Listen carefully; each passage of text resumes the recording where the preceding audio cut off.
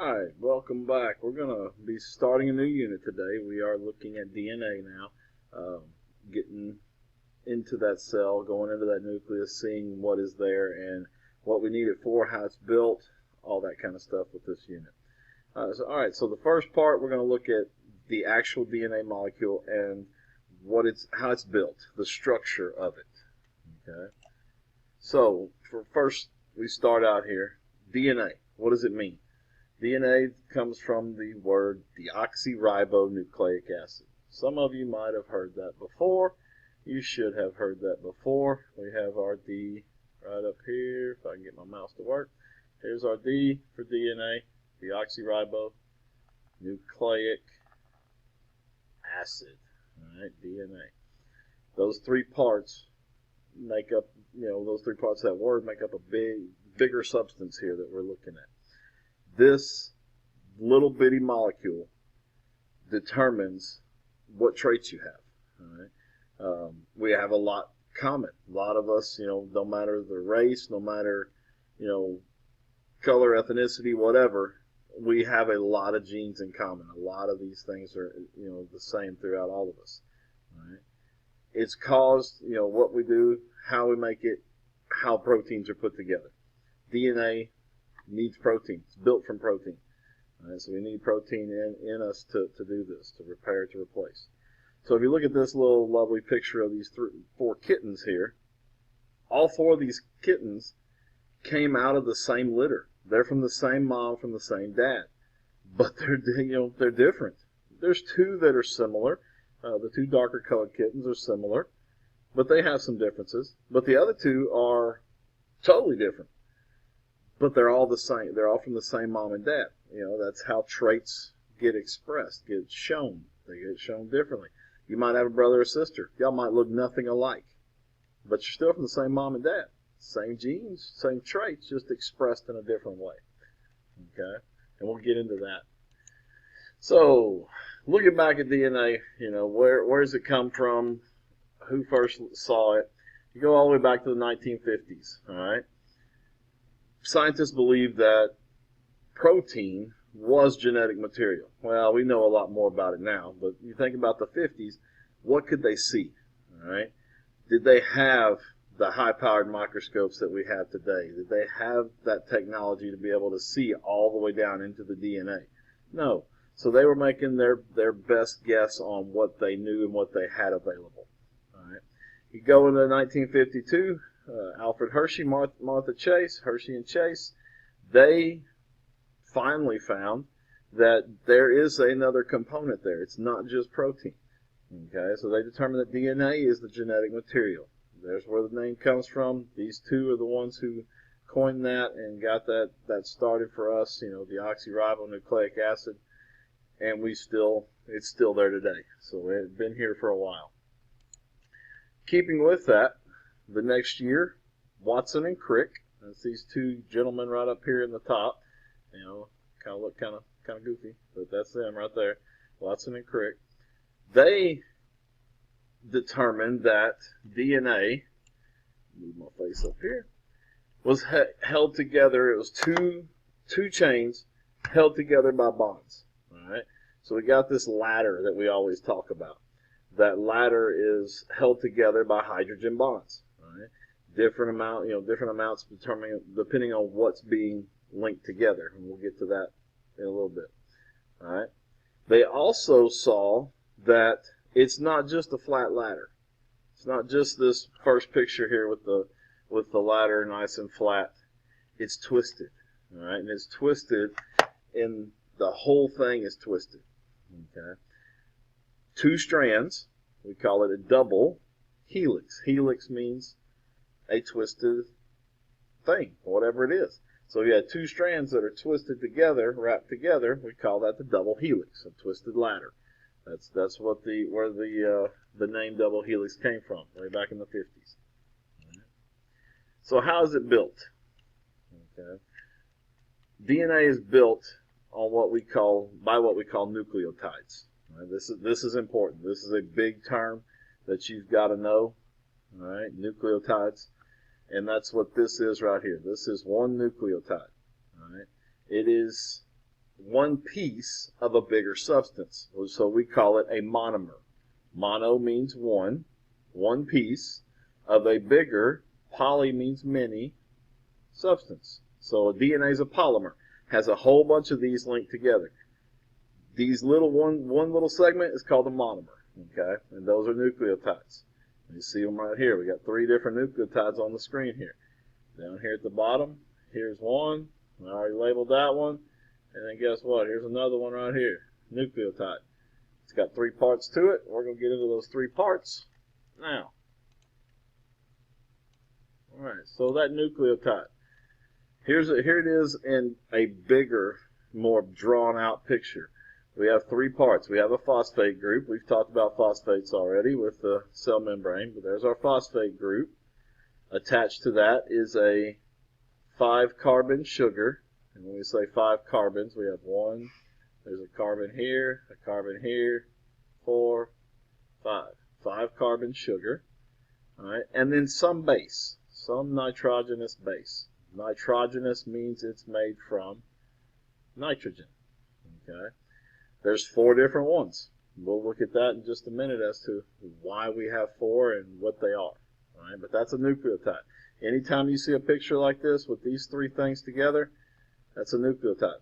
Got to know that. That's a big point for DNA. Okay.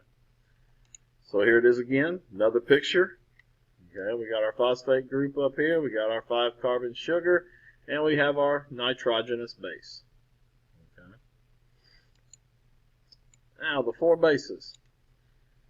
These are our 4 nitrogenous bases. All right. They're the only 4 nitrogen bases that are in DNA. You might have heard this before, but we have 4 of them. We have adenine, and we use the symbol A for that one. Guanine, G. Cytosine, C. And thymine, T. All right. So cytosine, or adenine and thymine match up. Cytosine and guanine match up.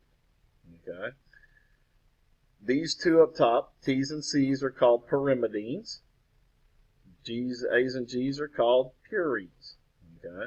And if you notice, T and C kind of look the same. They kind of look similar. A and G kind of look similar. And that's why we group them. Purines, pyrimidines. Okay? So, therefore, there's 4 possible nucleotides that can be produced because you can hook one of these 4 bases onto that phosphate carbon and give you the nucleotide. So we have 4 different possibilities. It's amazing to think that we have so much DNA and that we build this based on just 4 different nucleotides. It's kind of like the lottery. You play the lottery, you pick 6 numbers.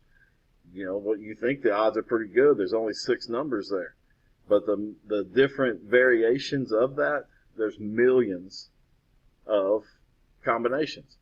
For 4 of these, there's a lot of different combinations, and we look at how they're put in order. That determines traits, that determines genes, and we'll get into that more as we go.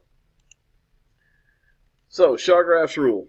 This is kind of a little bit what I was talking about a while ago. Chargaff's rule. A's always pair with T's. All right, so A's always pair with T. They're held together by 2 hydrogen bonds. So we see it right here. We have a nucleotide with A. We have a nucleotide with T. Nucleotide with T. They match up, and they have 2 hydrogen bonds connecting them in the middle. All right. G always bonds to C, and there are 3 hydrogen bonds. You see that down here at the bottom. Here's our nucleotide. Here's our nucleotide, and we have 3 hydrogen bonds here in the middle. Okay. Now, the reason why we have to have A's paired with T's and C's with G's is because we have to make sure that that molecule of DNA is balanced. So if you look at it, you have, with C here, we have 1 ring, 1 little ring. With G, we have 2 rings, 1, 2. If we paired up A with G, we'd have 4 across. That would make our 4 rings across. That would make our DNA bulge, and it'd be less stable. All right. So that's why A's and T's go together to give a 1 with 2, and then C and G is the same thing. All right, easy way to remember this. Okay, for A, apples grow on what? Apples grow on trees. So A's go with T's. Okay, if you drive, cars get parked in the garage. All right, C with G. Apples grow on trees, cars go in the garage. You park your car in the tree, something's wrong, unless you take your license. All right, you put apples in the garage, they're going to spoil. So A with T, C with G. Here's another rendition of DNA. Notice you see the A bonding with the T, 2 hydrogen bonds. G with C, 3 hydrogen bonds. All right, and then we have our phosphate and sugar on the outside. All right, we call that the DNA backbone. All right, so that's coming up here next. And here it is. A little jump the gun just a little bit there. That's okay. So those nucleotides bond together, and notice how we got this picture of it. They fit like a lock and key. They do. A's with T's, G's with C's. And then this outside, we have a alternating on the outside of the ladder. We have a phosphate, a sugar, a phosphate, a sugar, a phosphate, a sugar, all the way down. We call that the sugar-phosphate backbone. All right, it's what gives the DNA stability. And then you got 2 rungs of the ladder. You got 2 rows of this. All right, 1 on each side. So if we look, we have 1 nucleotide, and it's hooked to the next nucleotide, and it's hooked to the next nucleotide millions of times, okay? Because there's 3 million of these in each cell, each DNA, each DNA molecule, okay? All right, moving on. Let's see. The importance of the sequence, all right? Every living thing has DNA. Right? DNA, RNA, it's got some form of, that's the bell. Got some form of genetic material, okay, built on these 4 nucleotides. The difference in what makes us different, what makes, 2 puppies different, 2 kittens different, is how they're put in order, okay? We have a lot of DNA in common with other organisms, a lot of sequence in common. But then there's just a few little variations. If you move 1 nucleotide, it changes everything. It changes that entire trait that you have. That could be the difference between black hair color and blonde hair color. Just moving 1 single nucleotide changes that whole trait. All right, so the order is important. That's the difference in each organism's DNA. Okay. All right, so a few things just to kind of recall what we looked at today. Who established the structure of DNA? I'll give you 3, 2, 1. Watson and Crick. Watson and Crick established the structure, that double helix. All right. Oh my goodness, I gave you an answer. Structure of DNA is, there it is, that double helix. All right, 2 strands twisted together. How many hydrogen bonds hold G and C? Remember, A and T have 2, G and C have 3. So there's our 3. The sugar in DNA. It's the D part of DNA. Deoxyribose. How many hydrogen bonds for A and T? We know it's either 2 or 3. We said G and C has 3, so A and T has 2. All right, A, G, C, T. These are bases made of 3, 2, 1, nitrogen. Adenine pairs with cytosine? Never. Never, never, never. You don't put the apples in the car. They're going to get hot. They're going to spoil.